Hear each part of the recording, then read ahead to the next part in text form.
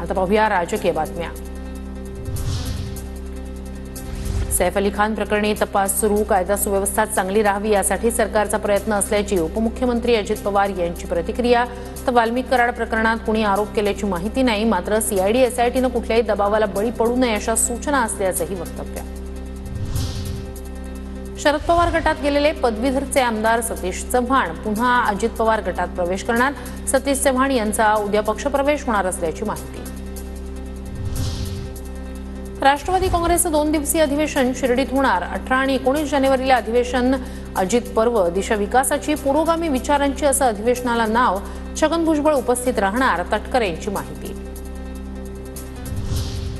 सध्या राजकीय दृष्ट्या निवांत आहे तिथेच बरा, आजही छान झोप लागते, तुर्तास तरी इतरत्र कुठेही जाण्याचा विचार नाही, माजी मंत्री हर्षवर्धन पाटील यांचं मिश्किल वक्तव्य।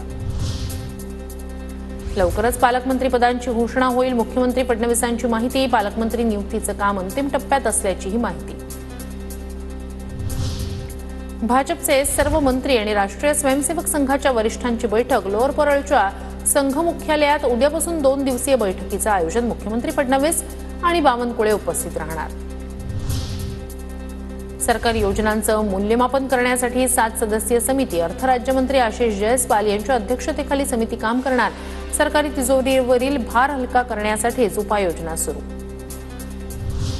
दिल्ली विधानसभा निवडणुकीच्या रिंगणात अजित पवार गट उतरणार। अजित पवार गटाची उमेदवारांच्या पहिल्या यादीत 30 उमेदवारांची नावं जाहीर। दिल्ली विधानसभा निवडणुकीसाठी अजित पवार गटाच्या स्टार प्रचारकांची यादीही जाहीर।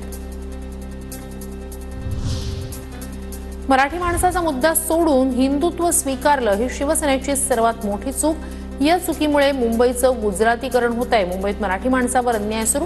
काँग्रेसचे ज्येष्ठ नेते हुसेन दलवाई यांचं शिवसेना ठाकरे गटाबाबत मोठं वक्तव्य।